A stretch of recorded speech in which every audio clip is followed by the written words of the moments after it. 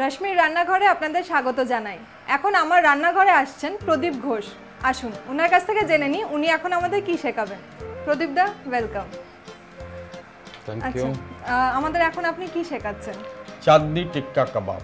Wow, এটা নামটা খুব তো ফেমাস দারুণ। ছিল ইয়েতে, মোগল আমলে ওদের রান্নাঘরে এটা খুব পাওয়া যেত। এখন ইন্ডিয়ার প্রত্যেকটি শহরে এটা খুব জনপ্রিয় খাবার।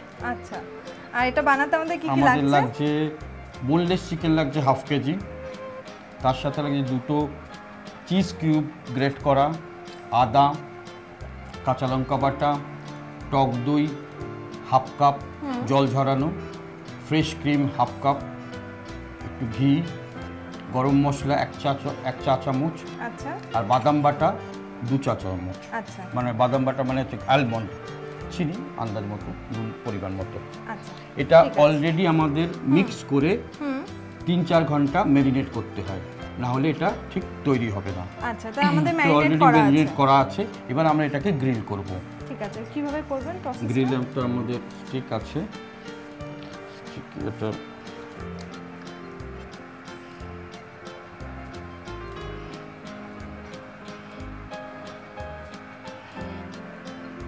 এটা রাখার জন্য আমি একটা প্লেট দেব? হ্যাঁ, না এটা রাখা, এটা তো প্রথমে আমি একেবারে গ্রিলে ওটাতেই চলে দিয়ে যাবে, দেবেন। একদম গ্রিলে আচ্ছা, চলে যাবে। আচ্ছা, এটা 4টে গ্রিল আমায় একটু ঢোকাতে হবে।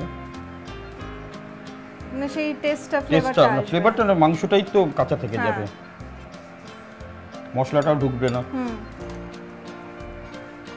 চলো, হয়ে যাচ্ছে নাকি, সরিয়ে দাও। চলো, আমাদের রেডি। এবার আমরা গ্রিল করবো এটাকে। আচ্ছা, চলো। এটাকে আমাদের আগের থেকে প্রিহিট করে রাখতে হ্যাঁ, হবে? একটু প্রিহিট করে রেখে দিই, কারণ আমার সময় ভীষণ কম। আচ্ছা,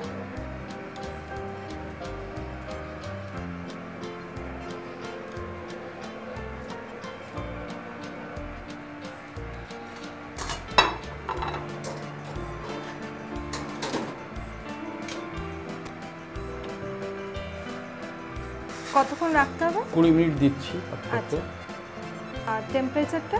টেম্পারেচার আমি হাইস্টেই দিয়ে রেখেছি, আচ্ছা, 250-এ। এটা মাঝে মাঝে একটু ঘি দিতে হবে, নাহলে মশলাটা একটু বার্ন হবে না প্রপারলি। হ্যাঁ, আচ্ছা, তো আমরা মাঝে মাঝে একটু ঘি দিয়ে দিই, নাহলে ঠিক খুব কেয়ারফুলি করতে হবে।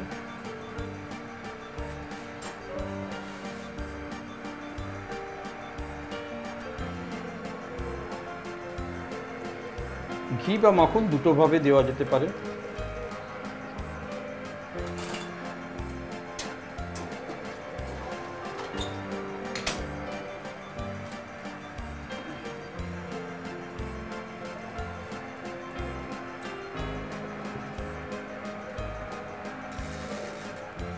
এটা আবার কতক্ষণ রাখতে হবে? আরো 10 মিনিট দিলাম আমি। 10 মিনিট একই টেম্পারেচারে? একই temperature। আমাদের 10 মিনিট হ্যাঁ, হয়ে 10 গেছে না? মিনিট হয়ে গেছে, ঘিও লাগিয়ে দিয়েছিলাম 2বার। হ্যাঁ, রেডি অলমোস্ট আমাদের। হ্যাঁ, টাইমিংও শেষ। চলো, রেডি একদম।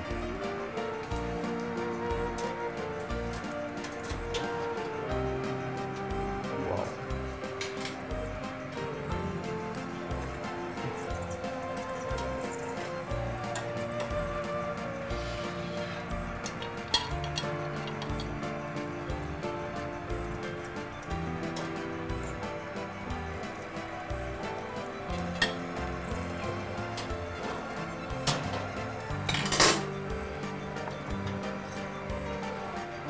খুব সুন্দর গন্ধ বেরোচ্ছে এটা।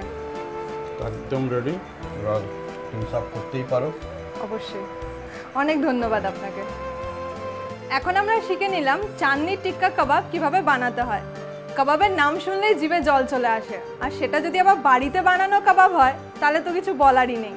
আরও নানান রকমের রান্না শেখার জন্য আমাদের ওয়েবসাইটে চোখ রাখুন।